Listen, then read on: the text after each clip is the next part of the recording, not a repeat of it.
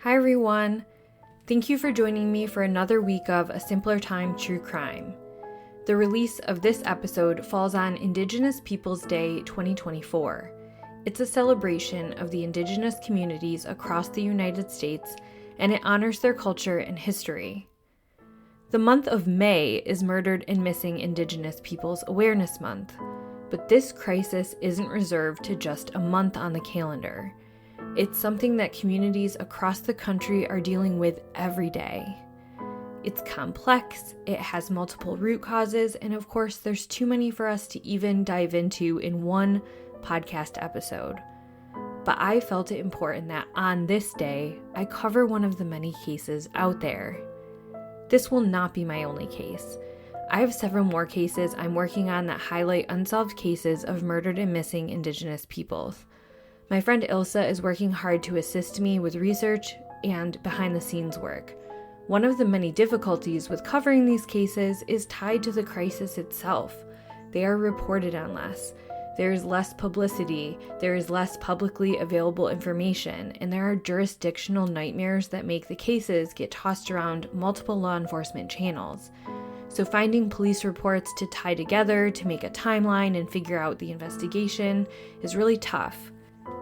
But just because it's difficult to find information does not mean it should not be talked about. So I'm committed to bringing attention to these cases with this platform. As you know, this podcast covers older cold cases and discusses whether or not things were more simple or safe back then. This issue of crime and violence against Indigenous people, it's finally starting to get some much needed attention in current years, but it's not even close to what it needs to be still, and just talking about it isn't enough. There's so many things at play. But having said that, it certainly means that in earlier years, it was not any better. It was worse and talked about even less, and thus it was not simpler or safer back then. The case I'm covering today is about a mother of 5 who had recently moved back closer to her family after leaving an abusive relationship. She told her mom she planned to spend the day swimming with friends, but she never returned home after. There would be a slow start to the investigation into looking for her. Weeks after she was last seen, her body was found. The behavior of some of the people last known to be with her is suspicious at best, but suspicious behavior has not been enough to get concrete answers and hold anybody responsible for the crime. This is A Simpler Time True Crime, the murder of Victoria Eagleman.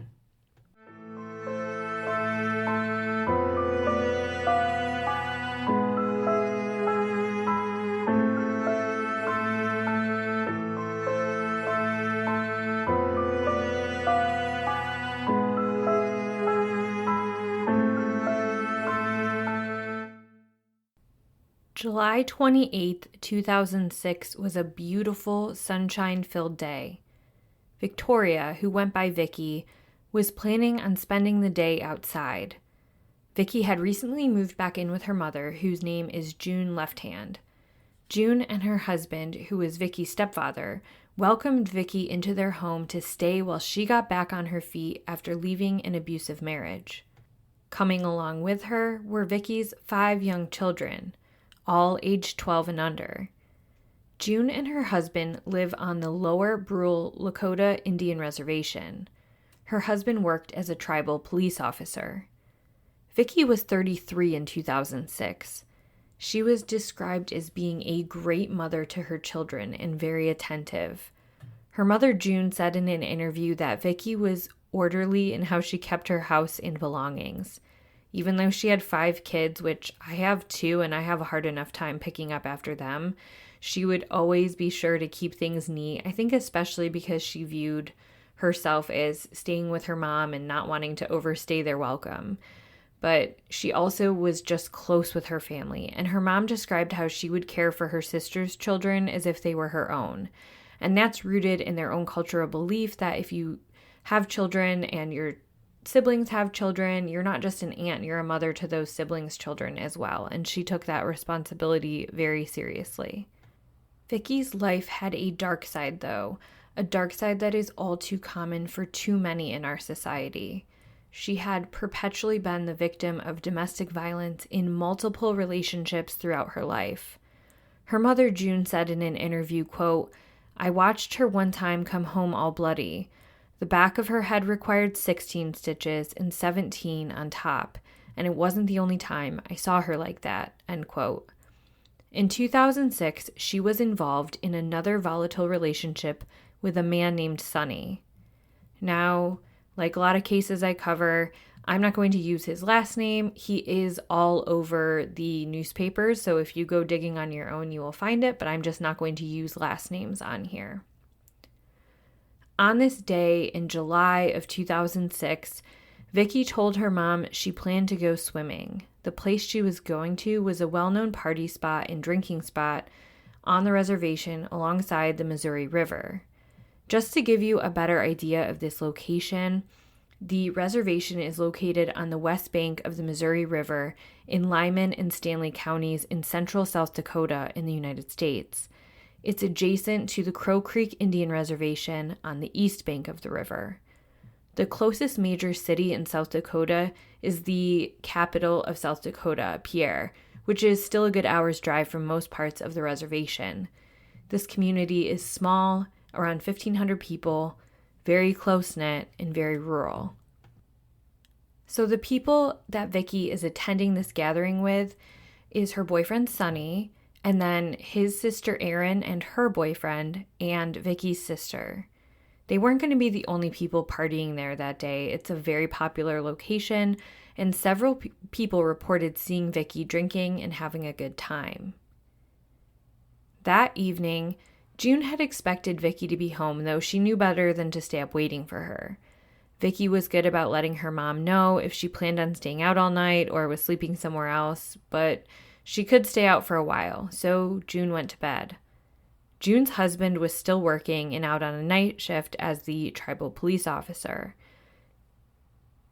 He returned late in the evening, and his house was quiet with everyone sleeping, but he had a routine of going room to room to peek in to see that everyone was sleeping, doing okay, accounted for, and in for the night. When he looked into his stepdaughter's room that evening, he didn't see her sleeping there. He did, however, see her boyfriend, Sonny. He found this odd and told his wife, June, that Vicky hadn't made it home. So they asked Sonny, where is she? And he says he doesn't know. Sonny said that Vicky had dropped him back at the house and that she was planning on going back out, but that she didn't say where she was going and he had no idea.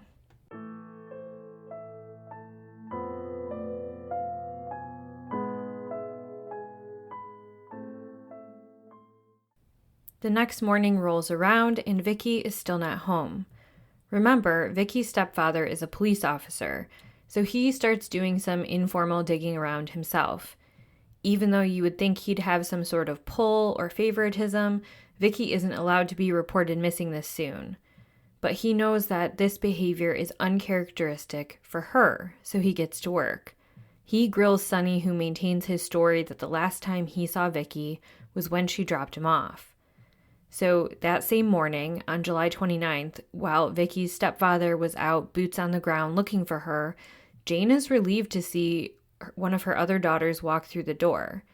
It's Vicky's sister who was out with her the day prior. So Jane asks, "Have you seen your sister Vicky?" And she says, "Yeah, I've seen her this morning." Now, one thing that is so frustrating, and that none of the source material, not even the original first-hand interviews and reporting on this case, no information anywhere says where she saw her sister. And also, what is her definition of this morning? Did she mean the wee hours of the morning, like 2 or 3 a.m., after where they had just been partying the night before and it was continuing on? Or had they all gone to bed and she woke up and saw her sister sometime that morning after sunrise? Because those are two very nuanced and different scenarios. So now Jane has the information that Vicky was out there and around at least that morning, but she still hadn't come home. And remember, she has 5 children who she's never left like this, so Jane's still worried. She feels a little bit better that her other daughter has seen her, but it hasn't quite eased her anxiety because she still hasn't heard from her or seen her herself. And what her daughter tells her next doesn't help. She said that After they had all began drinking and hanging out and swimming, that Sunny and Vicky began to argue, and it was getting pretty escalated. And Jane wasn't just worried about Sunny being violent. I mean, she knew he was because they've had issues with domestic violence in the past. But when she heard the crowd that was hanging out at the water that day with Vicky, she was worried about Sunny's sister. Sunny's sister Erin and her boyfriend were present at the water that day, like I mentioned before. And in an interview with Vault Studios' True Crime Chronicles podcast, Jane stated that Erin was known to get physically violent with Vicky herself. But her daughter said that wasn't the case on this day, that Erin seemed to be taking Vicky's side on things, and that she saw her own brother Sunny as kind of the jerk, so to speak, this day, that he was the aggressor, and she sided with Vicky. Jane and her husband continued to try to ask around the community and find Vicky, but when she wasn't found by August 3rd, an official missing persons report was filed. Even then, it wasn't much of an urgent response. It was initially investigated by just the tribal police, who weren't making much headway. And while people may not have been talking to the cops, they were talking to Jane. She shared that she constantly was receiving phone calls from people telling her graphic stories of what had happened to her missing daughter. It was hard to tell fact from fiction. They all had different details with different people named to be involved, so they couldn't all be true. She turned each and every traumatizing tip she received over to the police. A couple of weeks after Vicky's disappearance, one of her own children was walking outside and stumbled upon a clue about a block from Vicky's home. It was her glasses. They were broken and looked like they had been run over with a vehicle. Vicky was reliant on her glasses, so this was just another ominous sign that she had not left on her own accord. In late August, the community came together to do a large-scale search for Vicky. The area she was last seen in, and the reservation in general, is full of beautiful but remote land and waterways, so they had a lot of rural area to cover. Over 200 volunteers came out and walked the land and alongside the Missouri River and its offshoots. Missing from the search party was Vicky's boyfriend, Sunny, and his behavior was odd. I mean, for starters, it was just odd that he wasn't out searching for his girlfriend. But also when he was interviewed, he kept referring to Vicky in the past tense, saying things like, "She was such a great mother," and people just found this odd because there was nothing indicating that she was dead just yet. The first day of the search party yielded no clues, but on the second day, everyone's worst fears were confirmed.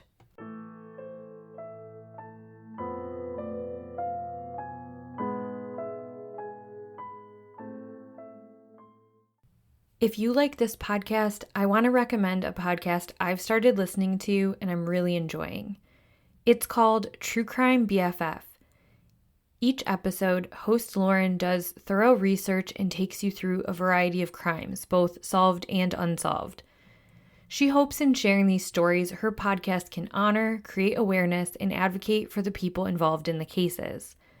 For those of you that have a strong preference of solved versus unsolved cases, she tells you right up front, so you know what to expect going into the episode. She honestly does such a great job. She's thorough and thoughtful, and she's compassionate in her storytelling. The end result is respectful and purpose-driven content. Another thing I love is that even in the very complex cases, she lays it out in a way that's really easy to follow. So, go listen to her podcast, True Crime BFF, wherever you listen to podcasts.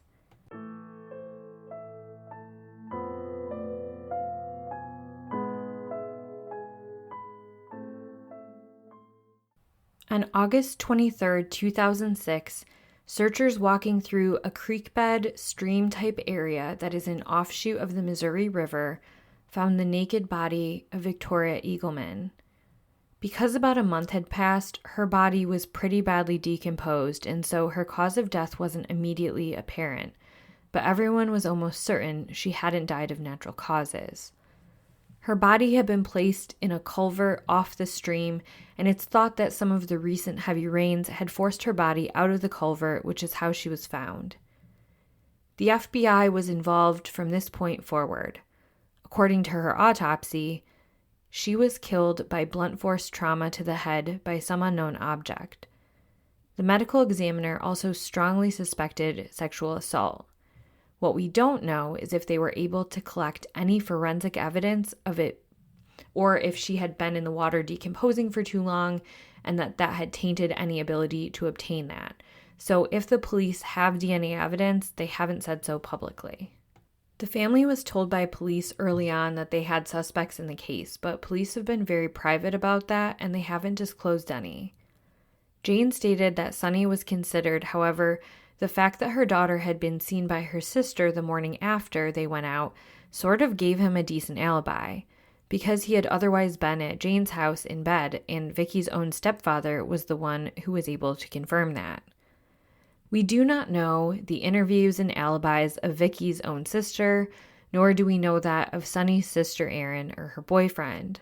We don't know if they were cleared or interviewed or their whereabouts. And that's what I keep coming back to is frustrating, and I'm sure as a listener you may even wonder, why cover this case if you can't even have those basic details? And the reality is that Vicky Eagleman's case has more published details than many, if not most, cases of murdered or missing Indigenous women. But that doesn't mean their stories shouldn't be talked about. If anything, it means we should talk about them more and not let things go quiet. One of the most curious and irresponsible and puzzling things to happen in Vicky's case is that her official police file was found on the sidewalk in late 2006. And if you're like, I'm sorry, what, Megan? I know, I said the exact same thing. Literally just found on a sidewalk in the middle of town. It was found by a citizen and just returned, but in it had pictures of her nude body, it had crime scene photos, and official autopsy reports, interviews with suspects, etc., etc. And so, was somebody internal at the police department corrupt? Had they left that out there for somebody to be able to tamper with intentionally? Who would have had access to it? If it wasn't intentional, then you have to entertain the idea that a police department is so flippant and irresponsible that they drop a whole case file out on a sidewalk without noticing. It's just super suspicious to me. In April of 2007, the FBI, along with the Lower Brule Sioux Tribe, offered a $10,000 reward for information, none of which has ever been collected despite there still being that reward. At the time of Vicky's death, she was wearing a tan shirt with spaghetti straps, jean shorts, a light blue scarf, and flip-flop sandals. None of these items were ever found. So if you live in the area and ever stumble across something like this, it could hold significance to Vicky's case. Another podcast that covered this case that I already mentioned, True Crime Chronicles, had a comment from a listener on one of the platforms that I took note of. I'm going to be careful in what I share about it on this podcast, but it does strongly implicate the people last seen with Vicky in the murder. This person claims they have gone to authorities with the information, but that there isn't enough physical evidence to substantiate the claim and bring anyone to be arrested. I thought about Sonny's alibi, and it makes me wonder if he was possibly aware of others' involvement, if not directly involved himself. Maybe it wasn't just Vicky that dropped him off that night. Maybe he knew of others that she was still with, and maybe he does know where she was planning to go, and maybe he had intel on what happened to her after. At this point, that is just speculation because he's never come forward to say that, and it's never been proven. Jane Left Hand works tirelessly to keep her daughter's story out there. It is my hope for Jane, as well as Vicky's surviving children, who are all teens or young adults now, get answers. If you have any leads on this case, please contact the Lower Brule Police Department at 605-473-5444.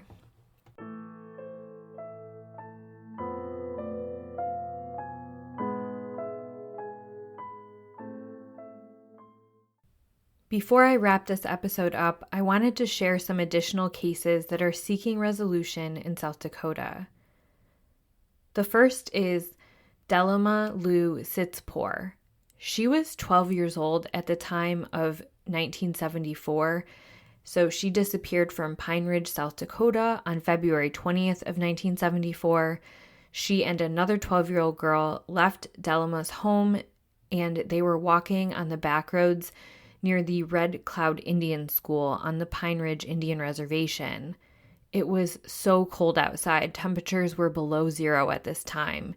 And Delima's friend turned back after her hands and feet got frostbitten. But Delima kept walking, and she never arrived at her intended destination, and she's never been seen or heard from again.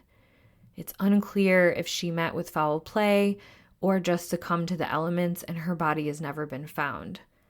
She is thought to be dead, but there's nothing that they've been able to find to prove that. So any information on her case should be relayed to the Pine Ridge Police Department at 605-867-8127. The next is 16-year-old Donna Marie Larrabee. Donna was last seen in Rapid City, South Dakota on November 17, 1976. She lived there with her mother and other relatives. Her family was divorced, or I should say her parents were divorced, and she left to take a bus from South Dakota to California to go see her father. But this case has hardly any information out there. Even though she was just 16 years old, there's nothing that says whether she ever arrived even to her dad's house or if she went missing somewhere along the way. She's just never been seen or heard from again. Because we don't know where exactly she went missing, it's hard to even tell who has jurisdiction in her case. It's currently listed under Rapid City, South Dakota, because that's where she was last known, but it's highly unlikely that that's actually where she ended up. The next is Sharon Bald Eagle. She was 12 years old in 1984 when she and her 15-year-old friend ran away from South Dakota. They hitchhiked and made it as far as Casper, Wyoming, when they were picked up by a long-haul trucker named Royal Russell Long. He is a suspected serial killer. According to Sharon's friend, the man was initially kind after he picked them up. He brought them to his home in Wyoming and he fed them. But then things took a turn. When he offered them each $100 for sexual favors and they declined, he tied them up and he beat Sharon and raped her friend. He then tied them back both up again, but Sharon's friend was able to free herself and flee. She got help, but by the time authorities got there, Sharon and Long were gone. Long was apprehended a week later in Albuquerque, and he claimed to not know where Sharon was.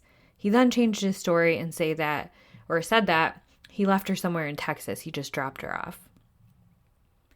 It's strongly suspected that Long killed her and dumped her body somewhere, but her body has never been found, and he died in jail in 1993.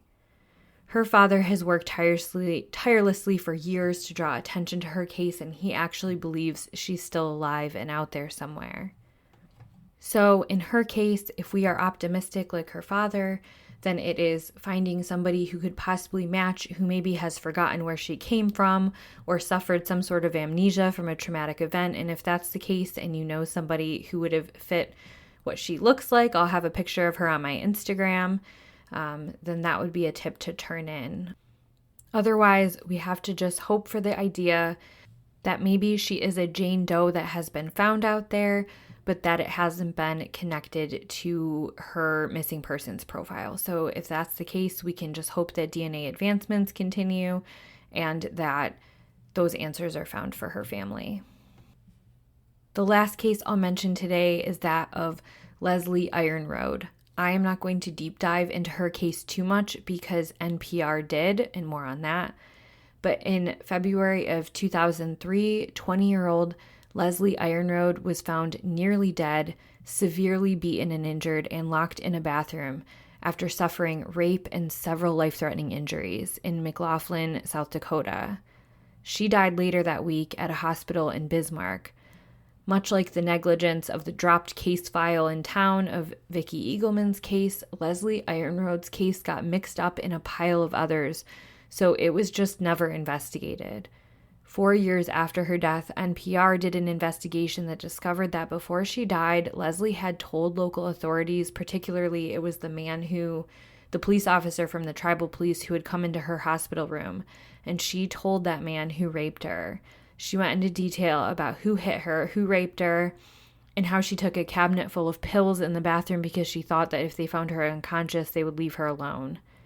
Despite her literally naming her assailants, a rape kit was never done, no one was ever even questioned, and her murders just went unprosecuted. I've linked the NPR report, and it's infuriating. It's like, if a woman barely clings to life but does so long enough to give you every detail of who harmed you and you just do nothing with it, it's just, I was so angry reading it. And the thing is, even after the NPR expose, her case is still sitting in the same spot. So I highly encourage you to go read it. The cases I shared today barely scratch the surface, but it's a place to start the conversation, at least for my podcast. There are already tons of podcasts out there with the voices of Indigenous people at the mic, and I want to amplify their voices. So I'll be sharing links to those podcasts on my Instagram page all of this week at Simpler Time Crime Pod. That's all for this week. If you appreciate this podcast and the work I'm doing, please subscribe, leave a 5-star review, and tell your friends. And then tune in next Monday as I cover another case. Thank you so much for listening.